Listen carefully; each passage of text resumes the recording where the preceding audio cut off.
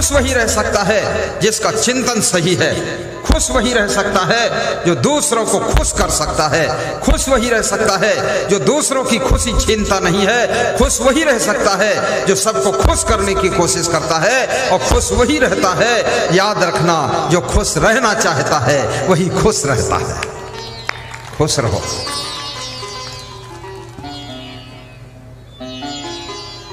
तुम्हारी वजह से यदि तुम्हारा भाई दुखी है, बहन दुखी है,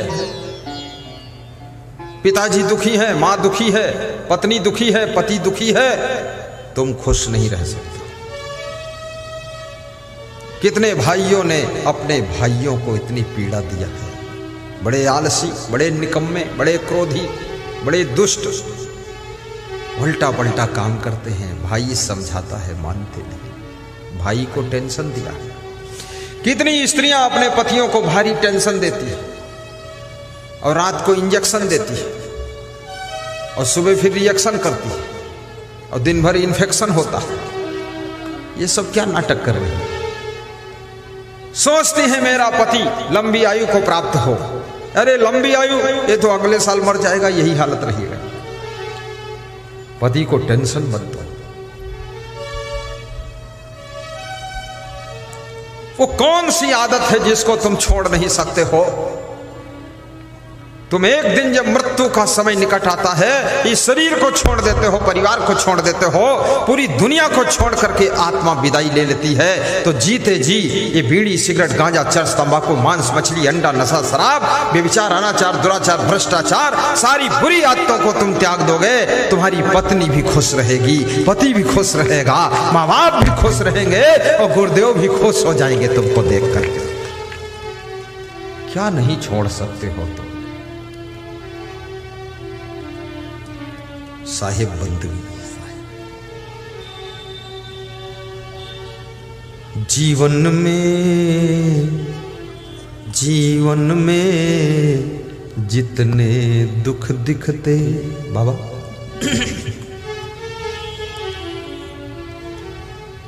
अच्छे आदमी की तलाश हर आदमी को है।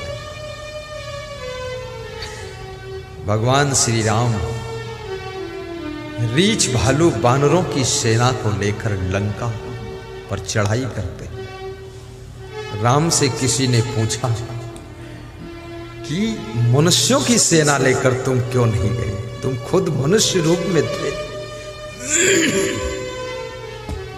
बानरों बंदरों की सेना लेकर गए, हिंदुस्तान में क्या मनुष्यों की कमी थी।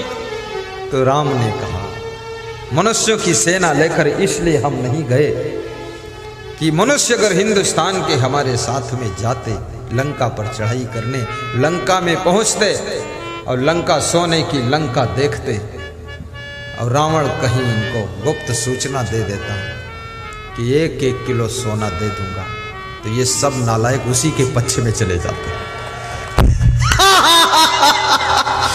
फिर मेरी हालत खराब हो जाती है।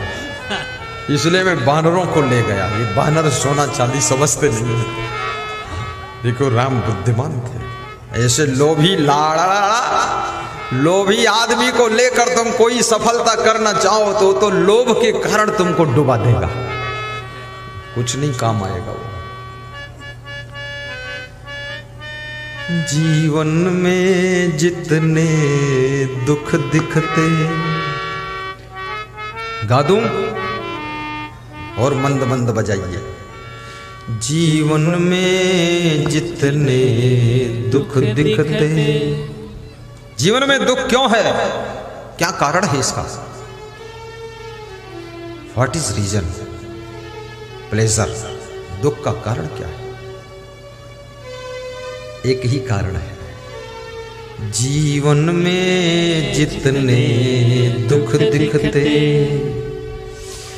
वे निज दोषों के कारण ही। जीवन में जितने दुख दिखते। आप कहीं रहो, बिहार रहो, पश्चिम बंगाल रहो, यूपी रहो, एमपी रहो, दिल्ली रहो, कहीं रहो, अमेरिका, लंदन रहो, आप सब जगह सुखी हो सकते हैं। कोई नहीं पूछता ये गुरुजी कहाँ के रहने वाले हैं, और कोई नहीं जानना चाहता तुम्हारा आश्रम। अरे जाने दो भाड़ में आश्रम, हमको क्या जरूरत है कि ये सेव फल किस बगीचे से आया है। हमको तो सेव फल की क्वालिटी अच्छी, उसे खरीद कर खा लेना है। हमें तो गुरुजी कहाँ रहते उससे लेना देना नहीं, हमें तो गुरुजी अच्छे हैं, बस उनको स्वीकार करना है। ये बात है कि नहीं? धन्य हो। जीवन में जितने दुख दिखते वे निज दोषों के कारण ही, वे निज दोषों के कारण ही, वे निज दोषों के कारण ही। जीवन में जितने दुख दिखते वे निज दोषों के कारण ही। पर जिसको इतना ज्ञान न हो, गाओ, पर जिसको इतना ज्ञान न हो, बाबा प्रणाम। पर जिसको इतना ज्ञान न हो, वह दोष मिटाना क्या जाने। पर जिसको इतना ज्ञान न हो, वह दोष मिटाना क्या जाने। जीवन में जितने दुख दिखते वे निज दोषों के कारण ही, वे निज दोषों के कारण ही, वे निज दोषों के कारण ही। हर सासू कहती है कि बहू की वजह से मैं दुखी हूं, और बहू कहती है सास ससुर के कारण दुखी हूं। पति कहता पत्नी से दुखी हूं, पत्नी कहती पति से बहुत परेशान हूं। बेटा कहता है माँ बाप से दुखी हूं। ये सब सबसे दुखी हैं, ये खुद से कोई दुखी ही नहीं, दूसरों से ही दुखी है। और ये दूसरे लोग सबको दुख दे रहे हैं, ऐसा नहीं है। अपने भीतर झांको, कहाँ गलती है, स्वयं में कहाँ कमी है। अगर बेटी ससुराल में टिकती नहीं है, याद रखना बेटी के अंदर भी कमी है। बेटी के माँ बाप को कभी अपनी बेटी का पक्षपात नहीं करना चाहिए। बेटी का मनोबल बढ़ा करके उस बेटी को बंदूक मत थमाइए हाथ में, थोड़ा उसको शांति दीजिए। और बेटी को भी गम खाना सीखना चाहिए, समय पर जागना सीखना चाहिए। छोटी छोटी बातों को लेकर के परिवार में कलह कलेश प्रारंभ होता है। बहुत ज्यादा देर तक सोती है सासू को गुस्सा आता है। थोड़ा जल्दी उठ जाओगी तो क्या फर्क पड़ जाएगा। बहुत थोड़ा आलस्य करती है सासू का मन खिन्न हो जाता है।